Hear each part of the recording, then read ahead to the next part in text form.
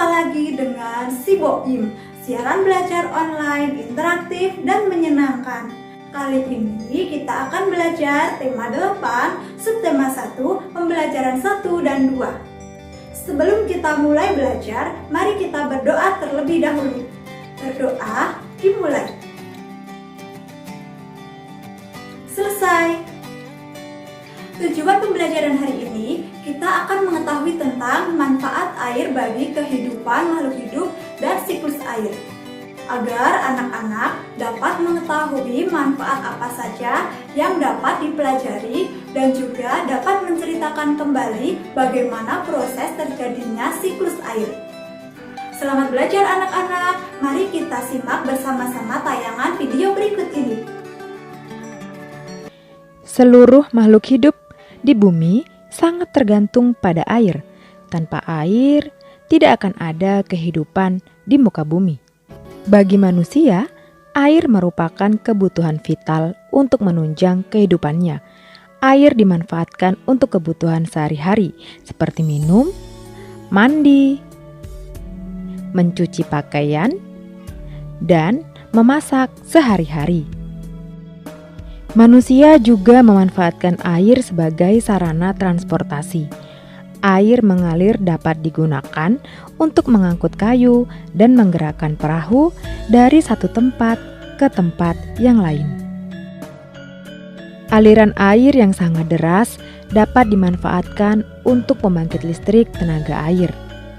Pada pembangkit listrik tenaga air, aliran air tersebut memutar turbin, yaitu benda seperti kincir air yang amat besar. Putaran turbin akan memutar generator, yaitu mesin yang dapat menghasilkan energi listrik. Dengan berputarnya generator, energi listrik akan dihasilkan. Energi listrik digunakan untuk memenuhi kebutuhan keperluan manusia. Air juga dapat digunakan untuk perikanan dan pariwisata. Selain itu, air dapat dimanfaatkan sebagai sarana olahraga seperti arung jeram, ski air, dan selancar.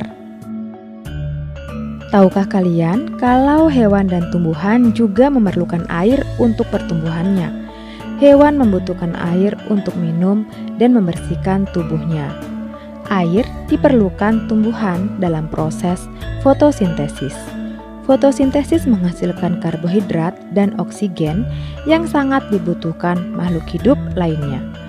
Air juga menjadi tempat bagi berbagai organisme dalam ekosistem perairan. Banyak sekali manfaat air dalam kehidupan di bumi. Air dibutuhkan oleh semua makhluk hidup. Oleh karena itu, kita perlu memanfaatkan air dengan sebaik-baiknya. Air yang kita gunakan dalam kehidupan sehari-hari berasal dari suatu proses yang cukup panjang yang disebut dengan daur air atau siklus air. Hai sahabat Boim, dari tayangan video yang barusan saja kalian amati, apa saja manfaat air bagi kehidupan makhluk hidup? Betul sekali, manfaat air bagi kehidupan makhluk hidup sangat banyak sekali. Seperti manfaat air bagi manusia. Air digunakan untuk minum, memasak, mengepel lantai, mencuci piring, mencuci pakaian, menyirami tanaman, dan masih banyak yang lainnya. Nah, sekarang kakak ingin bertanya kepada sahabat Boim, apakah hewan dan tumbuhan juga membutuhkan air? Ya, betul sekali. Hewan dan tumbuhan juga memerlukan air untuk pertumbuhan. Ternyata banyak sekali ya sahabat Boim manfaat air dalam kehidupan di bumi. Air dibutuhkan oleh semua makhluk hidup. Oleh karena itu, kita perlu memanfaatkan air dengan sebaik-baiknya.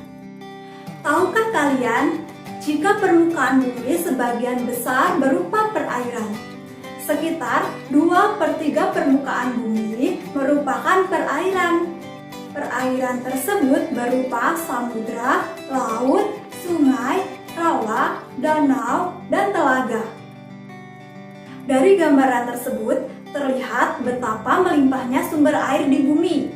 Setiap saat kita menggunakan air, Meskipun begitu, air tidak pernah habis dari bumi ini.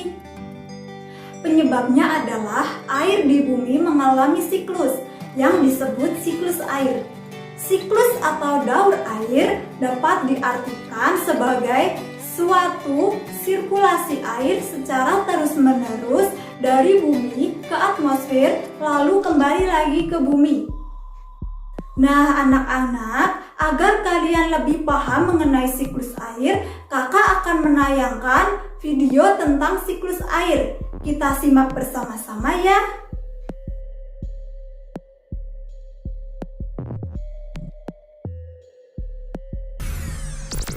Sahabat Boim, ternyata siklus air ada hubungannya dengan hujan loh. Nah, sebelum kita belajar tentang penjelasan siklus air, mari kita lihat video tentang hujan berikut ini. Hei, pernahkah kalian bertanya-tanya dari mana hujan itu berasal? Atau bagaimana awal bisa terbentuk? Ya, inilah siklus air. Hujan itu terjadi karena perputaran air di bumi. Awalnya dari air laut yang menguap karena terkena sinar matahari. Uap tersebut terus naik ke atmosfer. Setibanya di sana, uap tersebut mengembun lalu berubah menjadi titik-titik air yang akan membentuk gumpalan awan yang kecil. Awan yang kecil itu semakin lama akan berubah menjadi awan yang besar. Awan besar tersebut semakin lama semakin banyak berisi titik-titik air, sehingga terlalu berat untuk berada di udara. Saat inilah titik-titik air itu dijatuhkan ke bumi dalam bentuk tetesan-tetesan air yang kita sebut hujan. Hal itu terus terjadi berulang-ulang. Memang hujan sangat dibutuhkan oleh semua makhluk hidup. Jika hujan tidak datang, tentu makhluk hidup akan kekurangan air. Begitu pula sebaliknya. Jika air hujan turun berlebihan, ia bisa menjadi bencana alam tanah longsor dan banjir yang menakutkan. Berikut penjelasan tentang siklus air. Bagaimana awal bisa terbentuk? Ya, inilah siklus air. Di saat matahari memanaskan lautan, air menjadi uap air dan naik ke udara. Proses ini disebut dengan penguapan atau bisa disebut evaporasi. Ketika uap air itu mencapai langit, uap itu akan berubah menjadi tetesan air kecil. Tetesan ini bersama dengan berbagai gas dan partikel debu bersatu membentuk awan. Ini disebut dengan kondensasi. Kalian juga bisa melihat penguapan ini di rumah. Lihat saja ketika kalian atau orang tua kalian sedang memanaskan air, ketika kalian membuka tutupnya, setelah beberapa saat kalian akan melihat tetesan-tetesan air di tutupnya. Itulah kondensasi. Ketika awan terlalu berat dan tidak bisa menahan air, awan itu langsung mengeluarkan hujan es dan salju. Ini dikenal sebagai presipitasi. Saat hujan air dikumpulkan di lautan, danau, dan sungai, air yang turun dari langit akan berserap juga oleh tanah dan menjadi air tanah. Tahukah kalian bahwa tanaman pun berkeringat? Itulah yang disebut transpirasi. Itulah sebabnya hujan berada di tempat-tempat yang banyak pohonnya seperti di perbukitan dan hutan. Jadi, siklus air adalah proses yang berkelanjutan, evaporasi, transpirasi, kondensasi, dan presipitasi.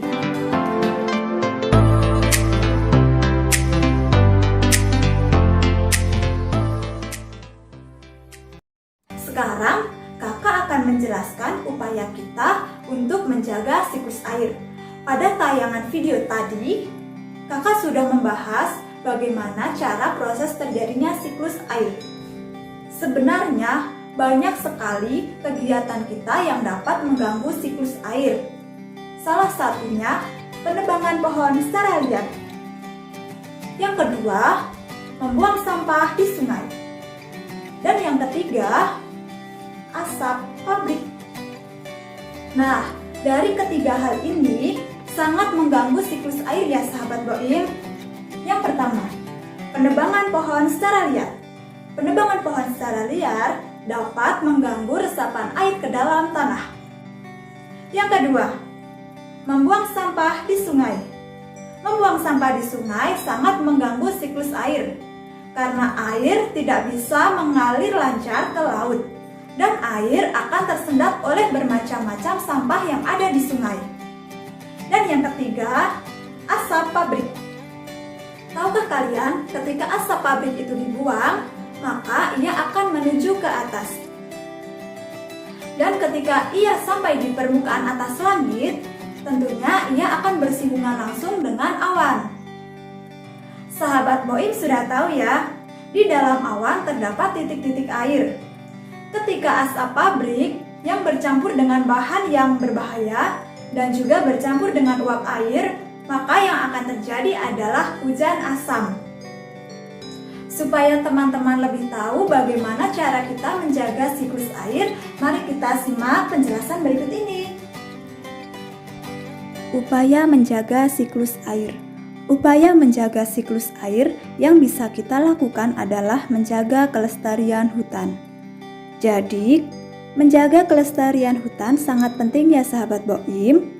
Selain hutan itu menjadi lebih lestari dan segala ekosistemnya terjaga, kita juga tidak perlu kebingungan ketika musim kemarau.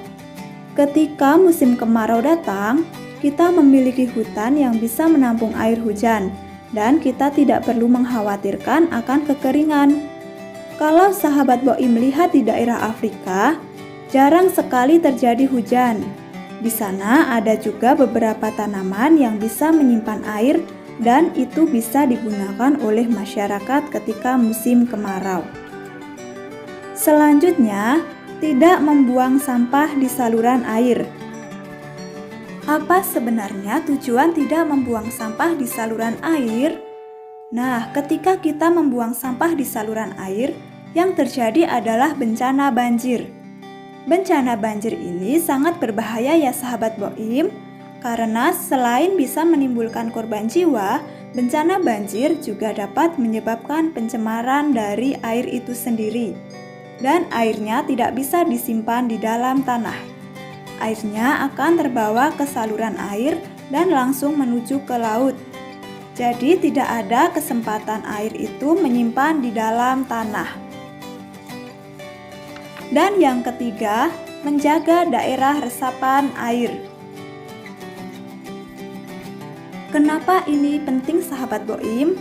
Seperti yang kakak jelaskan di awal, bahwa proses penyerapan air oleh tanah membutuhkan tumbuhan. Jadi bagaimana cara kita menjaga daerah resapan air sahabat Boim? Yaitu dengan tidak menebang pohon. Boleh menebang pohon, tetapi kita harus melakukan reboisasi atau penghijauan kembali terhadap daerah-daerah yang ditebangi itu tadi. Jadi, meskipun kita melakukan penebangan, kita harus bisa juga melakukan penghijauan atau reboisasi ya sahabat Boim. Selesai sudah ya anak-anak pembelajaran kita hari ini. Kita sudah mempelajari bagaimana cara memanfaatkan air, mengamati proses terjadinya siklus air, dan bagaimana upaya kita untuk tetap menjaga siklus air. Kita sebagai makhluk hidup harus lebih bijak menggunakan air dalam kehidupan sehari-hari. Misalnya, yang pertama, mematikan keran air setelah menggunakannya. Yang kedua, tidak boros air. Dan yang ketiga, menyirami tanaman dengan air secukupnya. Baiklah, selesai sudah pembelajaran kita hari ini anak-anak. Tetap jaga kesehatan, tetap patuhi protokol kesehatan, memakai masker, mencuci tangan, dan menjaga jarak. Tetap semangat belajar, di mana saja, kapan saja, kalian semua luar biasa. Wassalamualaikum warahmatullahi wabarakatuh.